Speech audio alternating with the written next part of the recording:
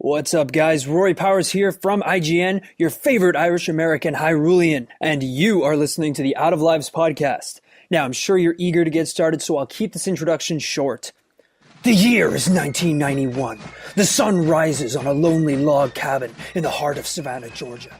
A child is born, but he is no ordinary child.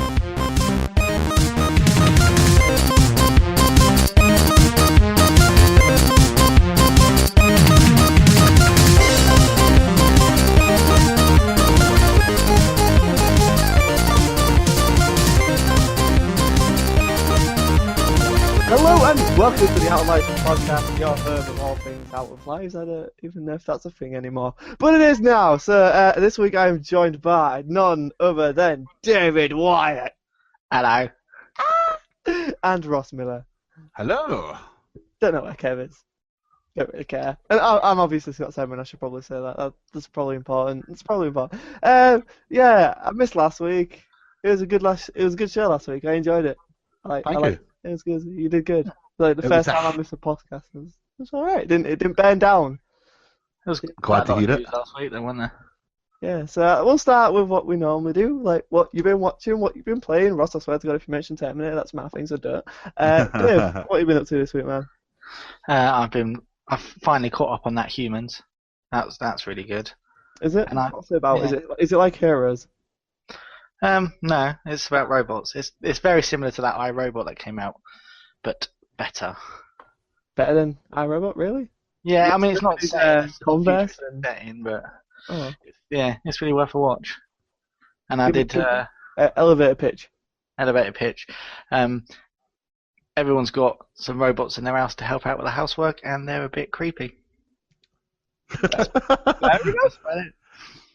That should be the Channel 4 hypnosis for Yeah. watching that. The problem is you don't want to give too much. If someone hasn't seen it, I don't want to give them Well, I too ain't much seen it. away because I have for a pitch. yeah, You get to see a robot getting shagged this week. yeah, What? yeah. What? Oh, okay, right. It's not as bad as it sounds. It's not like someone doing the Terminator. And then he asked her if she wants to go to the toilet to clean up. What?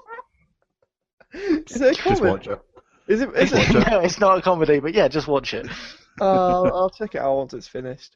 Yeah, what have you been playing then? Anything? I've been still playing Fallout Shelter, but now I've got 180 people in it. It's getting a bit hard to manage.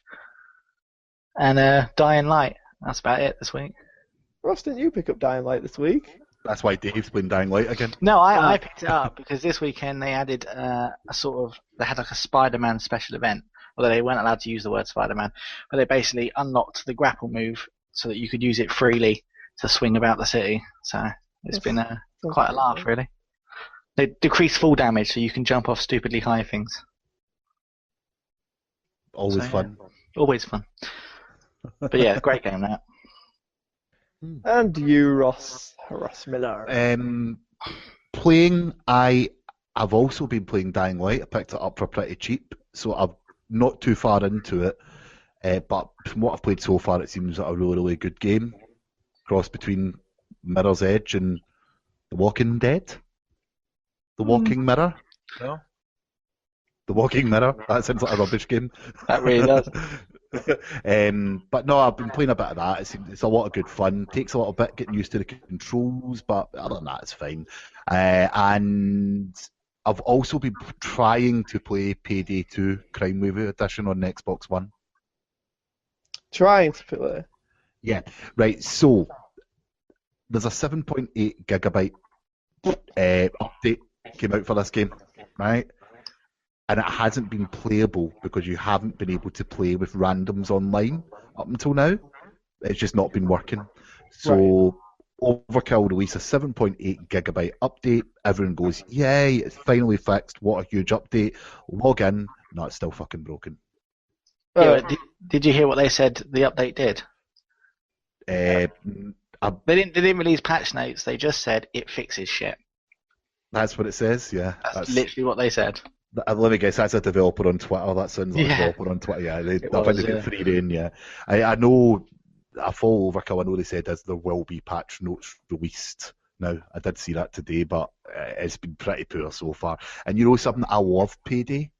I think it's a great game. You can't beat a bit of heisting. But I'm just going to put it away again until it's fixed, and it's such a shame. It is such a shame. But so say if me and Dave got it, and then we'd be able to play it together, no problem. Like No issue whatsoever.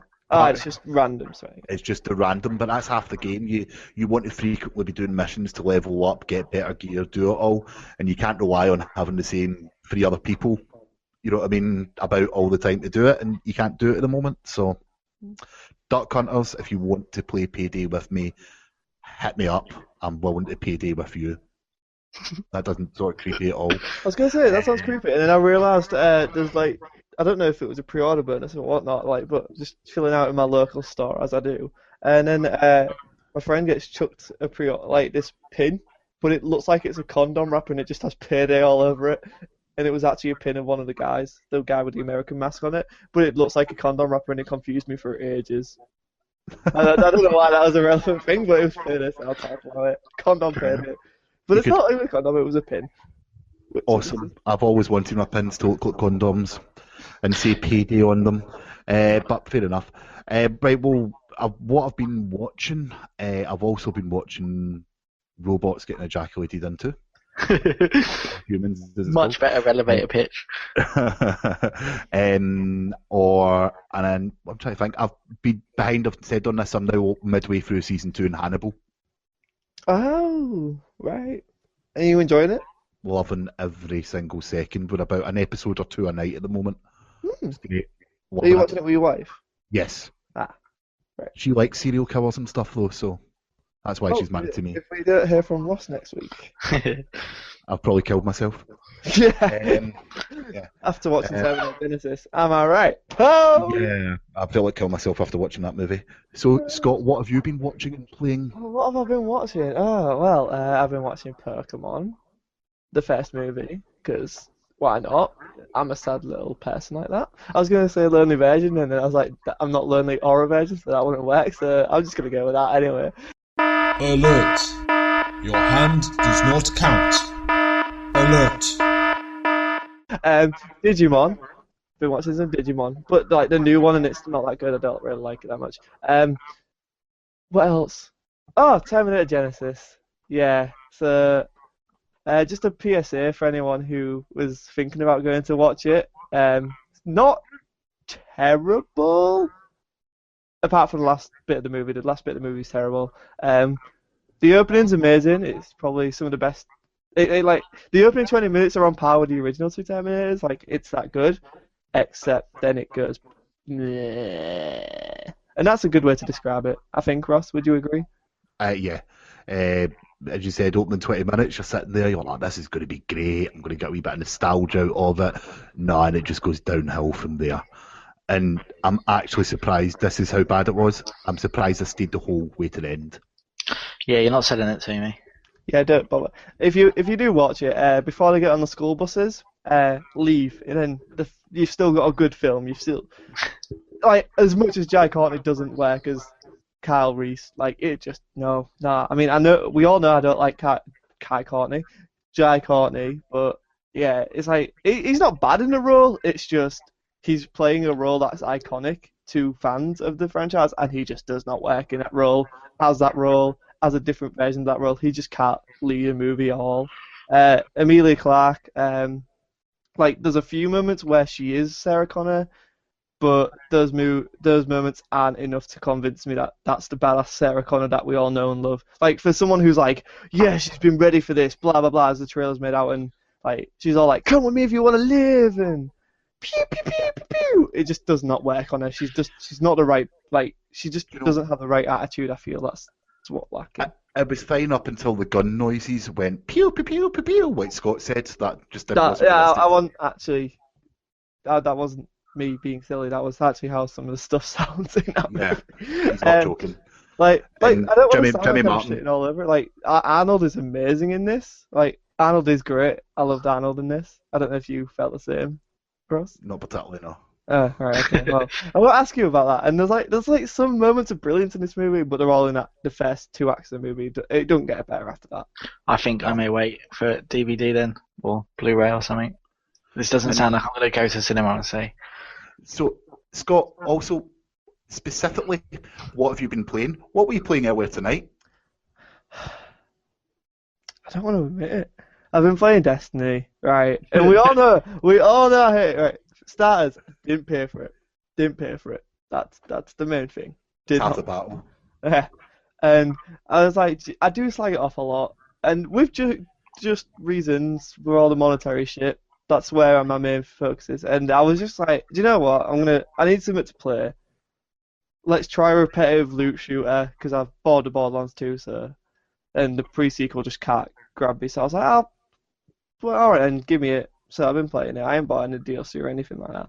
And, oh god, it's so painful. Like, it is literally, they have not changed anything from the beta, and playing through it all again, it's just so, I'm hoping, like, I want to get past to where I got in the beta to see if it gets better, because right now I'm just like, oh god. But the thing is, like, there's enemies that are, like, level 30 and stuff that are appearing when I'm level 4, I'm like, the fuck is this shit?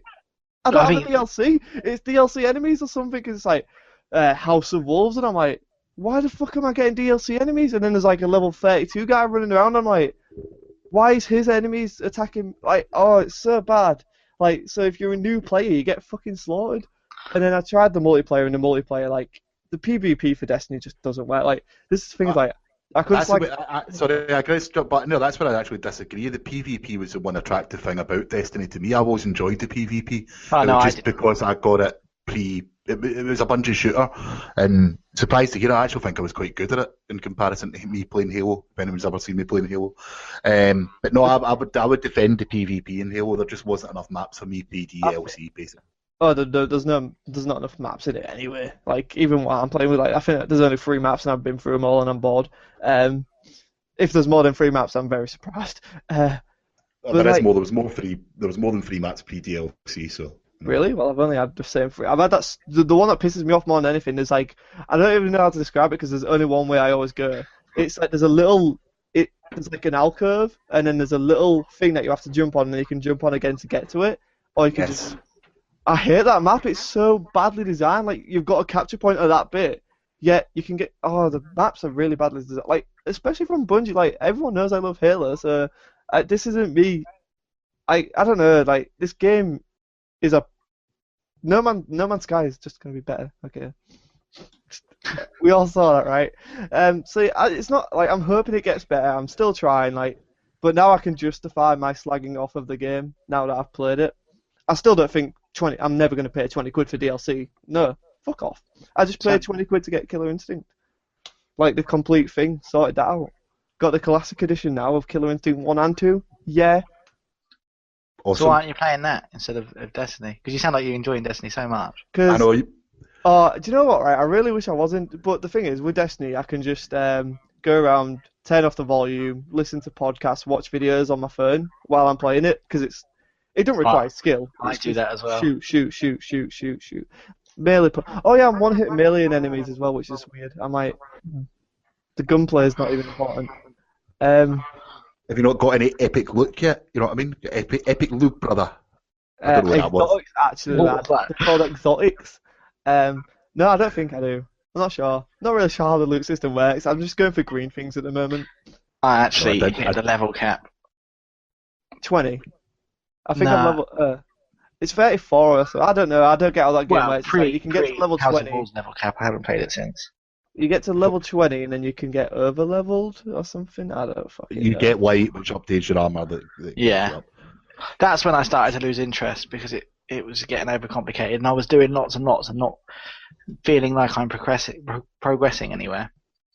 You know, there's nothing worse than spending 45 minutes doing a level and then getting crap at the end that's worse than the stuff you've already got. Do you still have it? Because I mean, I don't know when I'll be leveled, but I want someone to do raids with just to see how that is. Because apparently the raids are fun. I've never done the raids because I've never had anyone to play with. Yeah, I've still got it. I traded mine in towards The Witcher. I got the expansion pass, but I've never played any of them. Oh. But I picked it up pre-owned and got the expansion pass. I don't know what I was thinking. It was a moment of madness. I mean, I get it picking up pre-owned because then Activision don't get any of the fucking money, but then you go buy the expansion pass, which is the price of a Yeah. fucking new In game fact, anyway. you know something? That's exactly what I'll do. I didn't pay for my original copy of Destiny because it was free when I bought a tablet. Hmm. So I will go and buy it pre-owned, and I'll come in and do it with you. We'll do it together, right? Would you How not be tempted to wait until you get this edition that's coming out that's got all the DLC and the new DLC for the price of a normal game? Activision can suck my cock before Oh, they think they're okay. going to I get just any more want to money check, off see if me. that sounds tempting. See, that's annoyed me because I'm Oh, definitely not going to get it's that so content just for that reason. But anyway, Mm. that's moving on. Did I? Yeah. Wait, that was just what I was playing. Jesus Christ! It feels like, but like I said, I don't want to be down on Destiny because I really like Bungie. It's just not what it should have been. It feels like it's not a game. It just feels like you're just going from this place to do a thing. But moving on, what else have I been playing? So yeah, I've been playing a bit. Like my point was, you asked me why I was playing Destiny over that, and I was like, Killer Instincts are very much a game where I have to play with a friend. Like it's a fighting game. Like you need that friend there just to be like, yeah, I'm better than you, or fuck you, you're beating me, you're cheating. It's just like I don't know. Fighting games I'm really weird with because like I can go through a campaign on a fighting game. And it's like 8 matches. Okay, that was fun. Not really, because I've got the computer on like normal because I can't fight an expert computer. So it's like at least I can shooty looty in Shooty, shooty, looty, looty. Yeah. And then in November you can jumpy, shooty, shooty. I don't know if I'm buying that yet. I'm not. So let's move on to the download. The download. Thank you. In movie news this week, I know, fuck off. I know we do it separate, but there's only one bit of movie news, so we're putting in downloads. So screw you, it's my show. I'm white and drunk. No, I'm not drunk. I might be white. You never know. But yeah, Ron Perlman has been hopefully pushing an announcement of Hellboy 3 at Comic Con. We don't know. He's been teasing it out. He did a Twitter campaign recently about hashtag Hellboy 3, I think, or something like that. I don't know. I tweeted it out. But then he posted on Instagram Hellboy 2 poster, and then was like adding one more Roman numeral to it or something, and then everyone's like, oh my god! And Comic Con's literally this week, so I'm hoping and praying that we get a Hellboy 3 announcement. That would be amazing. But doesn't he tease it quite regularly? Doesn't he? He's always on Twitter saying how he wants it. I know, but this time it just seems really like we've had such a good year. It's the year of dreams. We've got a Final Fantasy VII remake announced, even though it will be out to like 2017 at the earliest. We got Shenmue 3, which Ross is excited for. Yay! More on that later. Wink. That's all right. And it's like it's been a good year for films, apart from Terminator Genesis, which was like a I seem so shit on that. I don't want to shit on it. It just wasn't good. Although, right, going back to Terminator Genesis, I'm tangenting sort of that theme is the best theme they've had for Terminator. I don't care what you say, Ross. It was great. Like, loved it so much. Where was I? Hellboy 3, yeah, Ron Perlman does go on about it a lot, and Guillermo del Toro kind of said last year that it probably wouldn't happen, or it's very unlikely. But maybe they've got it in a way where it's like, look, we can do it. Even if the crowdfund the fucker, I'd crowdfund the shit out of that. I would pay a good £20 towards that getting made. Yeah, I think I would as well. I think that's what I could spare, to be fair. That's why. But yeah, I'd love to see it happen. Would you guys love to see it happen? Yeah. I mean, I don't know why it hasn't already. I love Yeah. the second one. I know why people were down on the second one. I love the second one. the second Yeah, I one thought the is second great. one was good. I still prefer the first one though. I do prefer the first one, but the second one's great. The Golden Army, man. I literally have them both. Like I have 2 disc collector's editions of them both. I'm just like, I need a third one. It's probably one of the films that I like. We've had 3 sequels to Terminator 2 that nobody really wanted, and we haven't got a third entry in Hellboy. There's injustice in this world. So next up is, we're actually on game news now. Journey apparently has a release date on PS4. It's set to land July 21st, which is this month, guys. We are in July. Hey, happy July to you. Happy to July to you too. Oh. This Journey admission, I've never played it. So when I eventually get my PS4, I'm definitely picking this game up. Has anyone played Journey? I've never played it. I've never played Journey. Well, Never okay, once. right, moving on. It's apparently great, so we should all play it. No, when I it comes hear out good to things, October but I've never had the chance yet. 21st. Dave, you like Fallout Shelter, right? Yes. And you've got iOS, yeah? Yes. Ross, you like Fallout Shelter? I do, yeah. I do know I've not picked it up the last few days, though, and I've just clearly because I forgot about it. Well, that's rude, but yeah. And you have iOS, right? Yes. But next month, I will finally be able to play Fallout Shelter. Is it coming to Game Boy Advance? It is going to Game Boy Advance. Well done. Brilliant. Although that would be fucking great if they got everyone on Game Boy Advance. No, it's coming to Android apparently next month, which is it's pretty good. Like I don't get why it wasn't launched simultaneously. I'm surprised it was iOS only for the I first. think there was some deal with Apple, to be fair. Apple Must do it be. all the time. Look at HBO Go or HBO Mobile, where they were like, oh look, we get it on iTunes and Apple TV for the first couple of months, and then now it's like, yeah, it's on everything. So I think it was one of those things. So meh, I'm happy. I'll pick it up. It's free to play, right? So have you put any Yeah. money into it? That's what I'm curious. Well, it depends. If my girlfriend's not listed, if my girlfriend is listening, then no, none at all. But if not, then yeah, about 20 quid. Jesus Christ, why are you 20? How have you? No, What? not quite 20. They had a sale on for 4th of July, and it was like half price. And I thought, well, I could get a couple of lunch boxes. And I thought, oh, but it's only £2, and I can get 10 more. And then I thought, right. well, You it's got only stuck in. free. It's only like £4 or £5 more, and I can get 40. So I got the 40. But I have a bit of an addiction, and the worst part is I did half of that before I'd started again. Oh, So I lost that. that should carry over.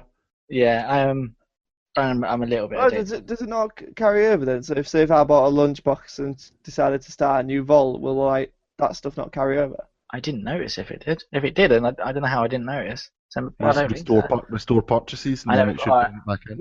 As soon as I finish this, I know what I'm doing. Check I'll it. let you know if it works. You actually do. Yeah. Because I'm really bad like that. I do it all the time in like Viva Pinata and stuff.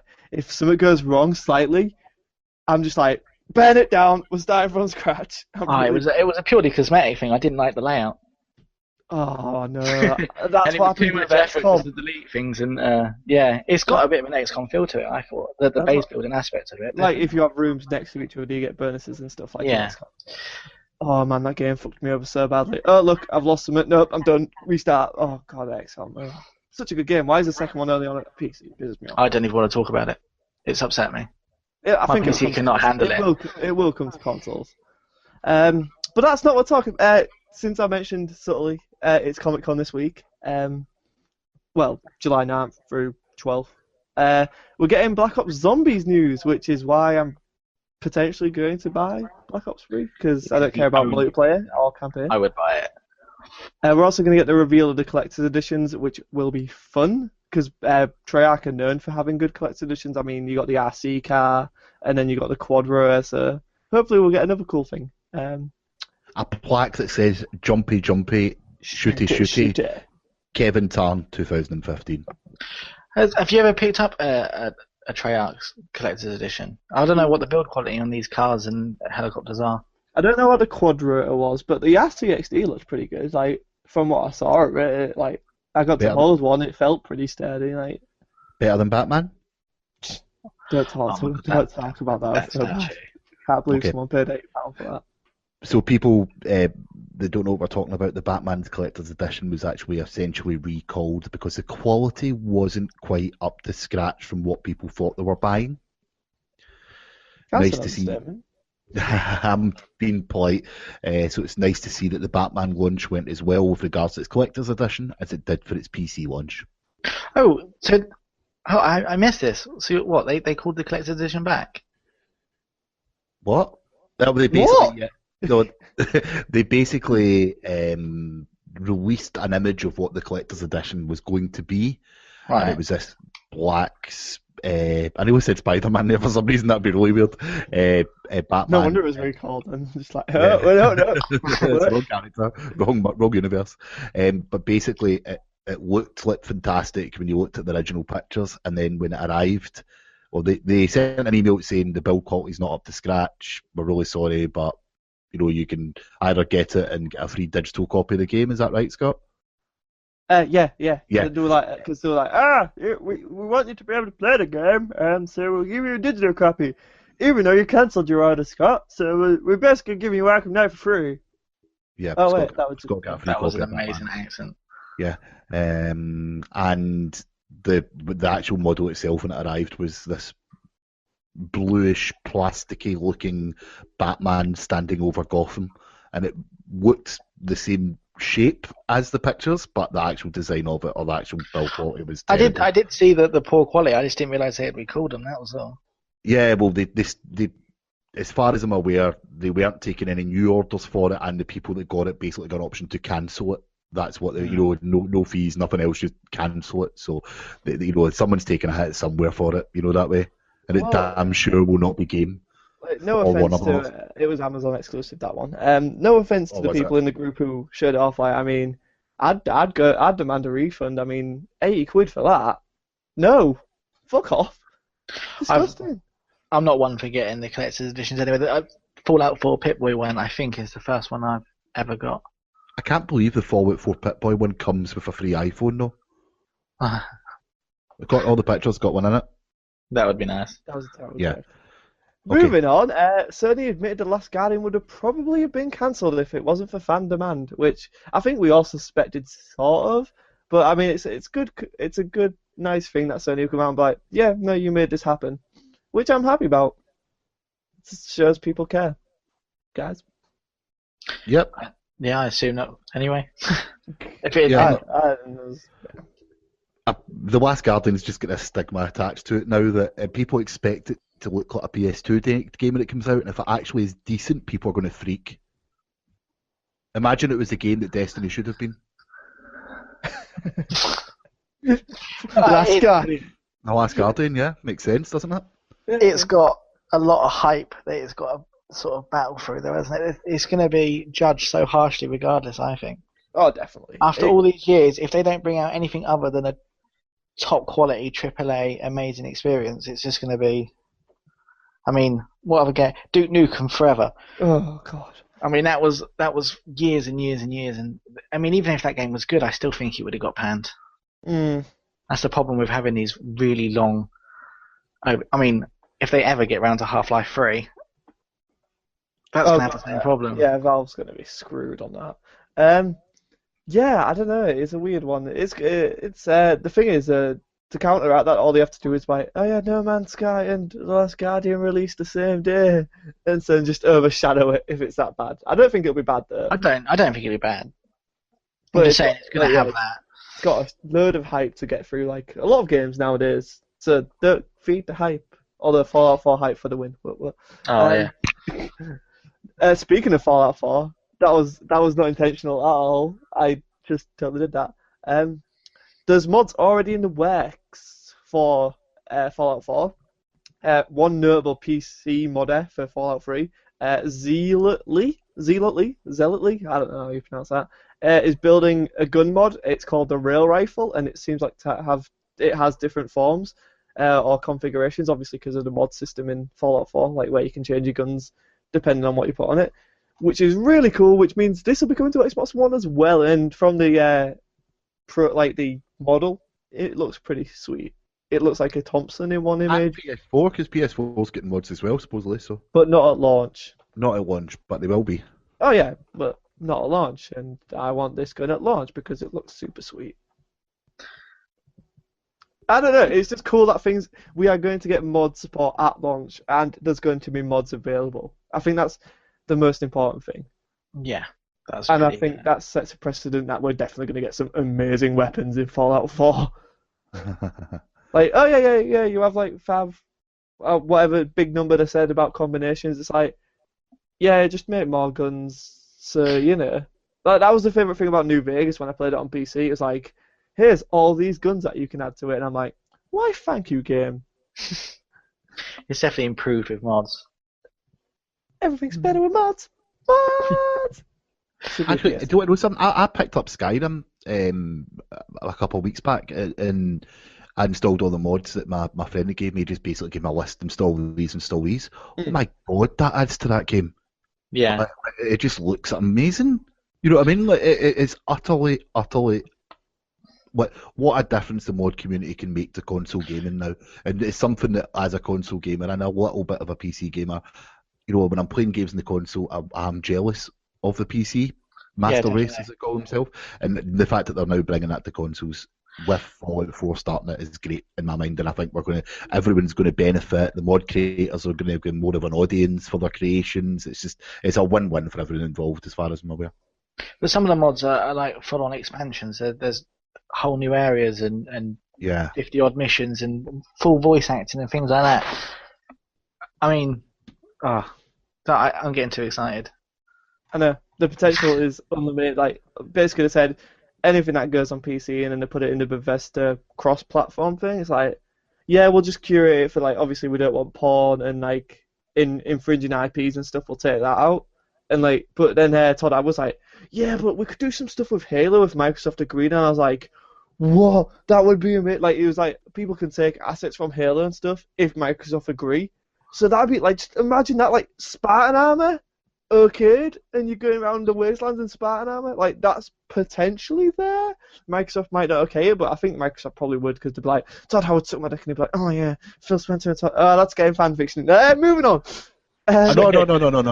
I want to go around the wastelands as Conker right now. Conker. That would be great. Yeah, definitely. I just hope it works as smoothly as they're making out it's going to. Well, the Fallout thing is, like, Parappa version. mods on are never PS4. really. Yeah.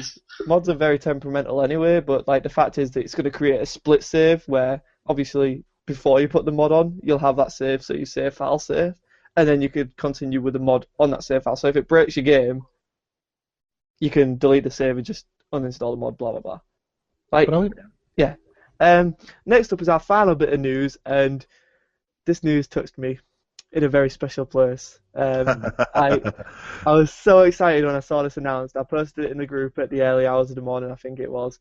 Basically, for I've been waiting for this since it was announced. There was a Digimon game in Japan called Cyber, and it was for the Vita, and it was Japan only. And we finally got word that in 2016 it is coming to PS4 and Vita. Oh my God! They are translating. It's going to be fully released. It's a new Digimon game that looks amazing. It's like it got well reviewed in Japan. Everyone who played it was like, yeah, it's a really good game. It's a reason I'm going to use my Vita, and so many people seemed excited about it. And you get to collect your own Digimon, you level them up, and you get Kyubimon. Kyubimon's in there. There's Metal Greymon. There's probably War Greymon. There's so cool. And So- you can't tell I'm excited. So having never played a Digimon game, is it like a Pokemon game? I don't. No, well, I don't know. Like, from what I've seen, the gameplay, I don't know. it seems like no, because there's very different kinds of Digimon. There's Digimon Rumble Arena, which is like brawlers, but this one looks like it's a turn-based combat system. Like, you go in with your party, like a JRPG normally is.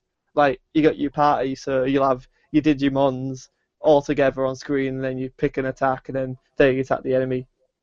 Does that make sense? Like Final Fantasy VII, like that kind of. Yeah. And then obviously you level them up and digivolve them. Oh God, it's so cool! It looks beautiful, and it's on Vita, and it's a reason to have a Vita in 2016. Oh my God, I'm so excited! I don't know why. Like Digimon is like, I always preferred the Digimon anime as a kid, and obviously the Pokemon games, everyone preferred them. But honestly, this looks like it's going to be so much better than any Pokemon game recently, and it's on my Vita, so it's portable, so I can be in my uni lecture. Someone's talking about some, which is probably going to be interesting, so I'll probably be listening to that. But after the lecture's over, pull it out, just be like, let's do this, Agumon. We're going to be Digidestined and stuff. It's going to be awesome. And you should definitely buy it. Support the Awesome. Vita, guys. Support the Vita. I've just sold my Vita, so that won't be happening. Well, words. Ross, I don't know if you've got any comment on this, because it was way past your time when this was a thing. What do you mean way past my time? What Well, are you trying to say? I mean, Well, he's a massive Pokemon fan, so I'm sure Yeah. Digimon's still. No, I actually hate Pokemon because Digimon is my dig. I cannot wait for this game. I've been waiting for it since I heard your announcement at 4:17 a.m. in the morning on the Facebook. was that when it was? No, I don't know. I just made that up. very But, no, yeah. I couldn't give two flying fucks. Well, that's just Rude. That's rude, man. Because Digimon is great. Creators create, keep on creating. Well, I'm buying time. There we go. I posted it at 22 hours ago. Well, fuck, it was midnight, so I posted it at midnight. Well, it's still a thing. And I just want to point out I can't do math. It has 16 likes on it. So, 16 Duck Hunters are interested in this. Francis started singing Digimon theme tune. Lee was like, this takes me back. Jonathan was like, I never got into this. I watched Pokemon. Are they similar? Well, fuck you, Jonathan. Fuck you. Tom was like, I need it, with a SpongeBob picture. It was pretty good. Jamie was like, Vita, yay. Lee was like, I watched Birth, Jonathan. They are totally different. Oh, well, that's Are you actually reading the whole content? Yeah. And then there's just something between me and my friend. So yeah, if you want to get over to IGN UK Podcast Facebook group and discuss Digimon, we'd be more than happy to. Welcome to the Out of Life podcast, where we talk about things posted in a Facebook group. I'm sorry, but Digimon is important. I didn't pick that up that you like Digimon. You sound a bit Seriously, I down on it, to be honest. like Digimon Season 1, probably one of the best things ever. Like, true. And then Digimon Season 2 was just as good as that, which is like, what? How's it? Because then you have a completely different cast, and then they had different types of Digivolves, and then the old cast were older. Then you had Digimon Tamers, which was the card battling one, I enjoy it as much as the original 3, and it was still cool. Then you had Digimon Frontier, which I never watched live, and I went back and watched it recently. It's not bad, it's pretty good, there's a lot of death in it, which is like, what? Then you got Date Squad, which is terrible, skip that. And then there's another one, which is Fusion, which is what I'm watching now, and it's really annoying and terrible, but it's still okay. It's not as bad. I think I might just skip them all. Yeah. Well, no, watch the first one. Because the first I watched the first one just for you. You know what? That sounds Digiballs. Well, screw you. And then they're having an anniversary next year because it's the 15th anniversary, and there were like 6 shorts, like films coming out of Digimon with the original ones. So just go on and Digimon. It's better than Pokemon. So in a group of over 1,100 people, 16 people like it, so it's obviously popular in the UK. Fantastic, right? I think there's Americans who liked it, to be fair. Oh, right, fair enough. And Francis. And Francis. And Francis. So is that done with the news? That's all the news this week, guys. I'm sorry. It's been a pretty crappy week because Comic-Con's around the corner. So next week we'll have a shit ton of movie news to talk about. I think you missed out one of the most important pieces of movie news of the week, actually. Did I? You did, yeah. They are making a Hello Kitty movie for 160 million. Really? What? Yeah, I don't know how you missed this. A budget of between 160 to 240 million, and it's scheduled for Is it 2019. live action? There's not much more information on it other than that. How does a Deadpool movie have a lesser budget than Hello Kitty? How is this a thing? We live in a world where we don't whoa, get a whoa, Fred whoa. sequel, but we get a Hello Kitty movie. Well, can I just point out, Scott's talked about Digimon for the last 5 minutes, so give me my moment with Hello Kitty. Hello Kitty has been such an inspiration to me. I love the way you say how I hello. get through. Hello. Oh, Kitty. God, no. You know what I mean? Through my entire life, it's nearly up there with Mrs. Brown's Boys. But the fact is that the world wants to see a Hello Kitty movie, and I think 160 million is not enough. I think they should maybe take some of Deadpool's budget and plough it back into Hello Kitty. Well, I mean, it's probably different studios. Yeah, I don't mind, just steal it. Yeah, but 160, it's between 160 and 240, so they could go all out on this. Whoa. 240 million of pussy entertainment. No! Oh dear. You know that's not what the Kitty brand's all about. That's racist. That's offensive. I don't even know anymore. Next up, we have something really special this week. In light of everything that happened at E3 with Shenmue, the Team U with the Save Shenmue campaign, Ross set up an interview with Christopher, and Ross talked more about that. So now you're about to hear the interview that I conducted earlier today with Christopher from TeamU.net about the Save Shenmue campaign. So, pleasure to join us, Chris. How you doing? You all right? Yes, I'm fine. I'm good. I'm very good. Well, welcome to the Out of Lives podcast anyway. So I'll get things started with some questions. So for those who may not be aware, for example, Scott, who's here with us at the moment, has never actually played the games. Can you tell us about the original 2 games and the history of them?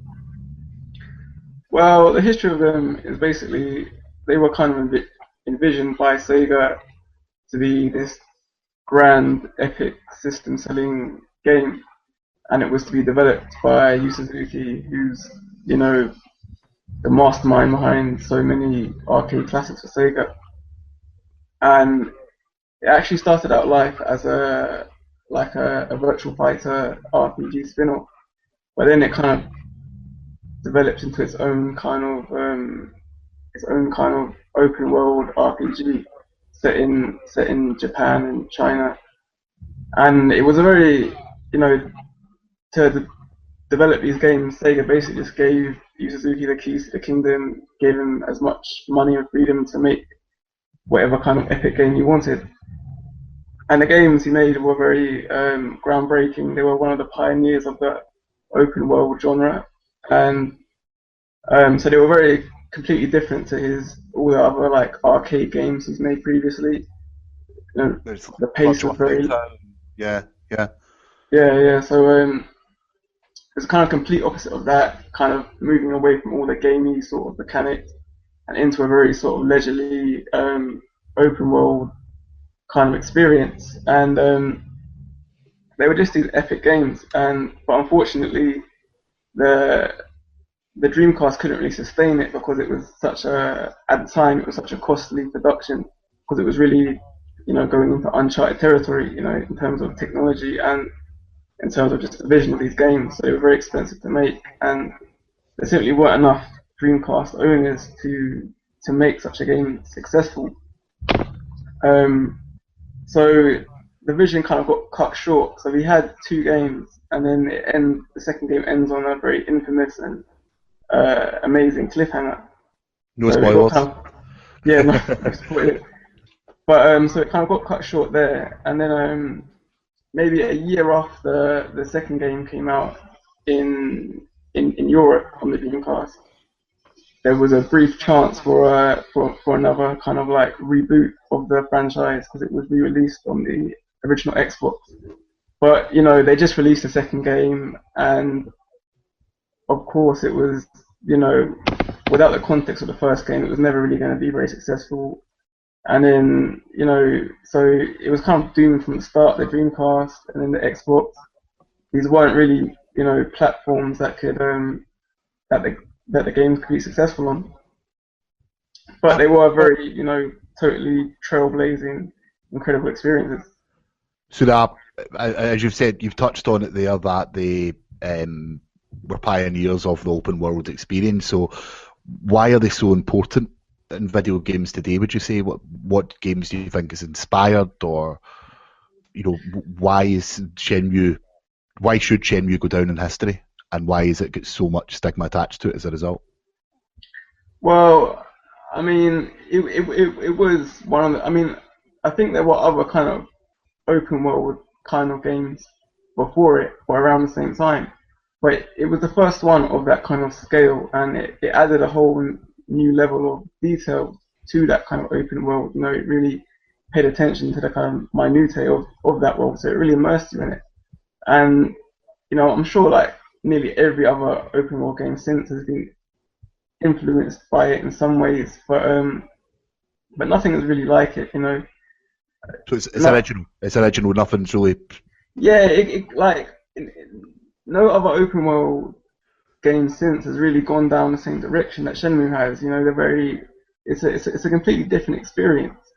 So that's why I think that's partly why it was, you know, it's such a strong desire to see it continue, because even now, like 14 years after the second game came out, there's still nothing really that captures. I mean, of course, there's loads of open world games and great ones, but nothing that really quite captures what the Shenmue games did. Right. Well, congratulations. Of course, Team U were at the forefront of the Save Shenmue campaign, and it must have been a really, really proud day when Shenmue 3 was announced at the PlayStation conference. How did you feel when essentially your dreams were realised through all the hard work you've done over the last few years? Yeah, I was just blown away personally. You know, I always had hope, and I always truly believed that Shenmue 3 would be realised one day. But, you know, after so many years, it was still a totally unbelievable experience, and because I thought maybe at most we might receive we might get an announcement for the Shenmue HD titles, which are still quite conspicuously absent. But yeah, for an actual fully Shenmue 3 Kickstarter to be announced, it was amazing, and it was so gratifying because for so many years, so many people have said to us that it's impossible, that we should give up because it was never going to happen. So it was a really it was an inspiring moment. It Yeah. was a cool announcement as well. I might just add that because Ross was really excited about it because Ross suspected. Like, I remember Ross telling me about it. He posted a picture of a forklift. I have no idea what that meant, but obviously to the fans of the franchise, that meant something. But did you have any wind that it was going to get announced before it happened, or were you just as surprised as everyone else? Yeah, I was totally surprised because of course there were like rumors beforehand. Like you mentioned, there was the sort of forklift tweet by Yu Suzuki, and even the fact that he kind of reactivated his Twitter account close towards coming up towards E3, it kind of initiated a whole array of rumors.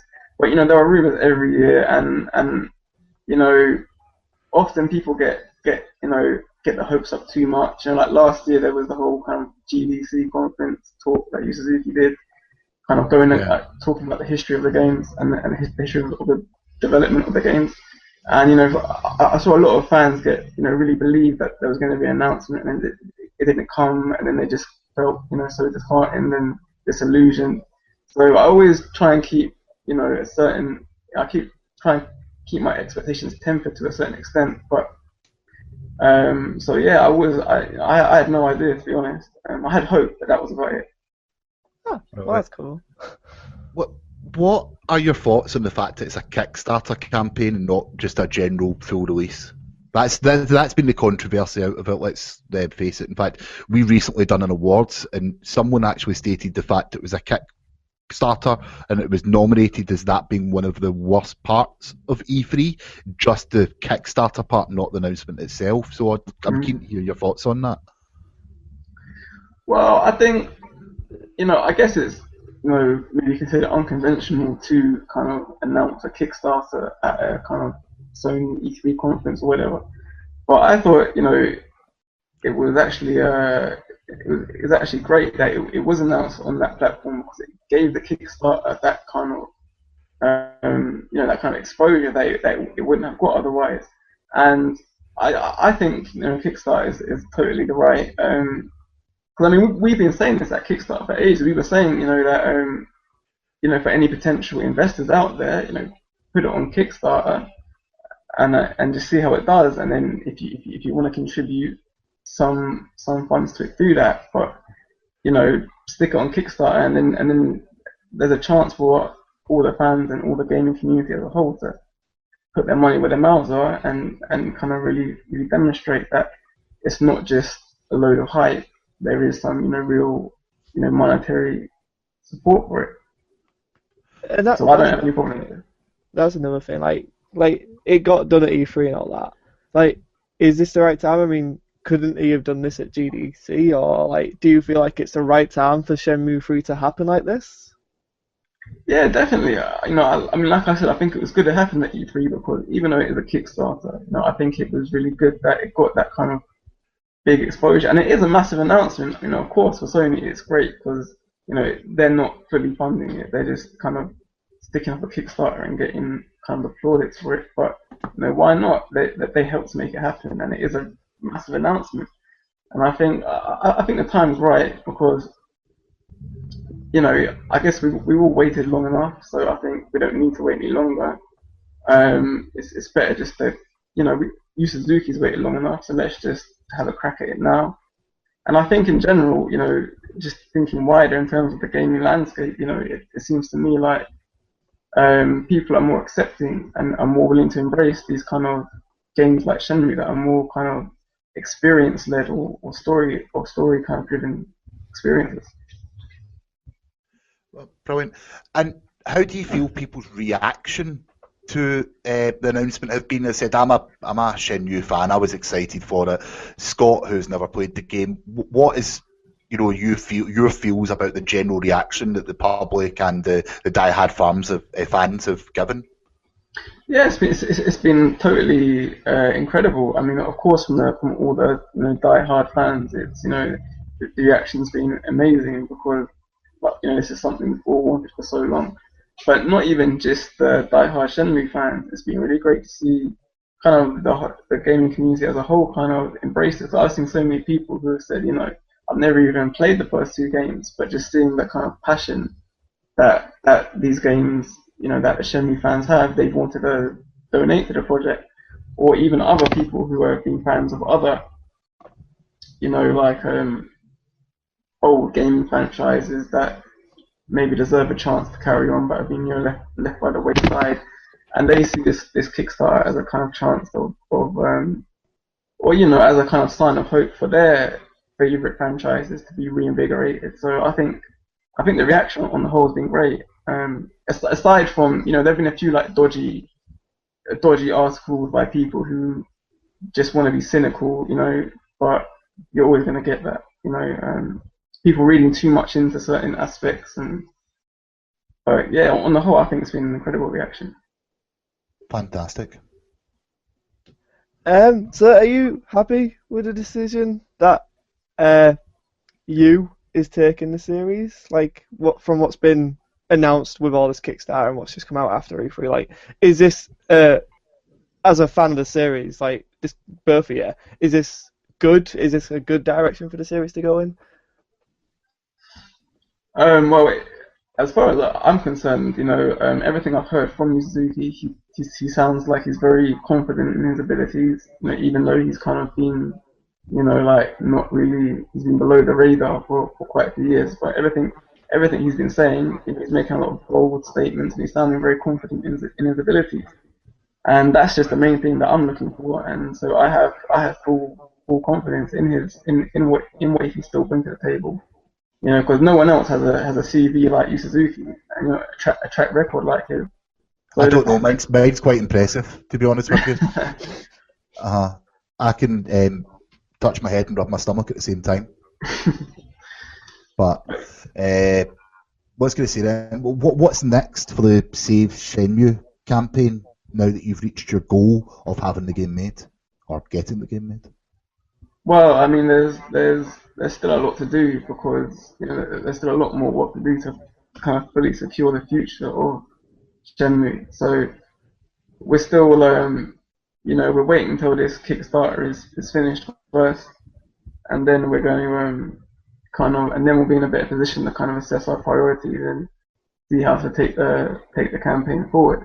So please check the Team U website and our Facebook and Twitter for updates, because on August 3rd there will be another tweetathon. Like, we're not just stopping, there's still more work to be done. Do you want to explain the tweetathon to people that don't know what that is? That was a major part of your campaign, so yeah, explain that to people. The tweetathon was basically just an idea, kind of using Twitter as a kind of platform where we would, because it was a very convenient sort of platform.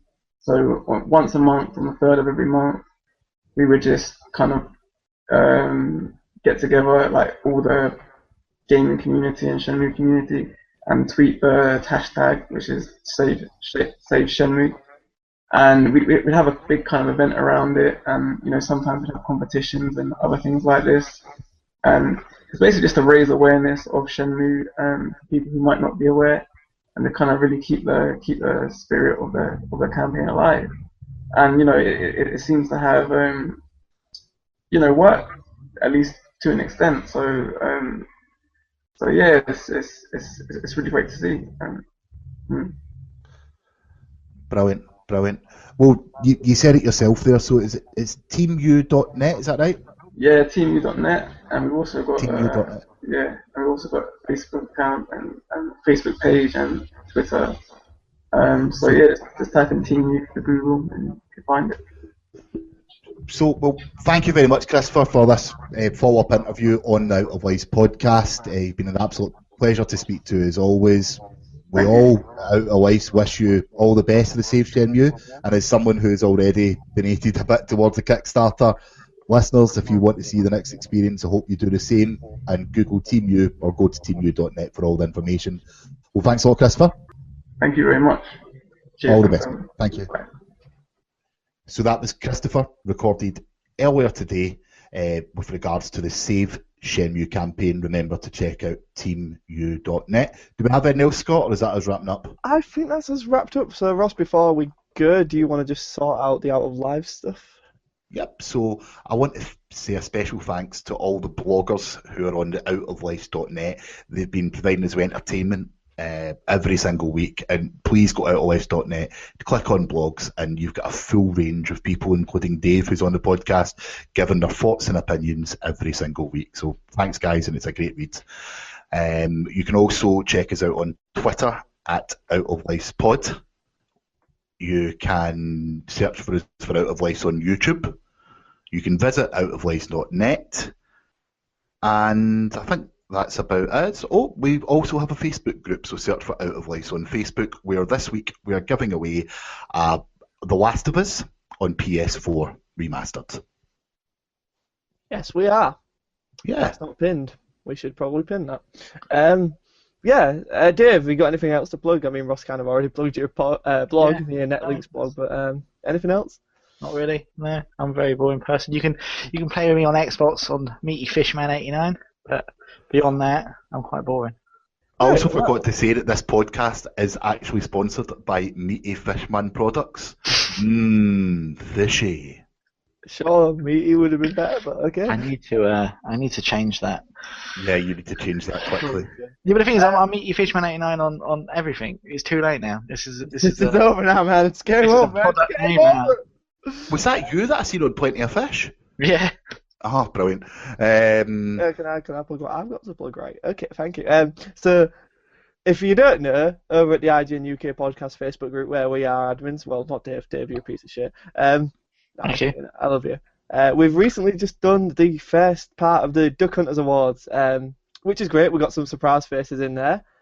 More to come. I want to thank IGN for getting involved and helping us out with that. That was awesome. Couldn't done it without you. Ross, I think you're in part one, aren't you? I'm in part one, yeah. The most handsome part of it. Yeah. I thought that was actually the low point of the video. Well, there's a part that's missing from part one, which Kev really needs to put in a director's cut or something. But yeah, well, that might come to light one day. It might not. I don't know if Kev's still got. If Kev's got it on his laptop computer, that's really weird because that's just me topless. I just thought about that. Never mind. Right, that's just check that out. It's really cool. We announced a few winners on that. Ubisoft favorited one of our awards, which is really cool of them. And so also the Ubisoft. Division game done it today as well. Oh, the Division did it as well. Oh, awesome. Yeah. Yeah, That's so they really cool. favorited the fact that they won the best Tom Clancy game, where only an Ubisoft game can win it, and they favorited it. I think they see the irony, but yeah, it's pretty good. Somehow they didn't tweet. We weren't ruined the awards. We weren't ruined the awards. So please check that out. Follow me at ScottSedman94 on Twitter. My YouTube's actually going to become more active in the next 2 weeks. So Scott Sedman on YouTube. I won't tell you what that's going to be about because I have no idea. I just know I'm going to do something with it. And that's about it. So obviously, join the IGN UK Podcast Facebook group. Like the Out of Lives page. And thank you both for joining me. And a shout out to Christopher for giving us that amazing interview. Thank you all, and I'll see you next week. And this has been Out of Lives!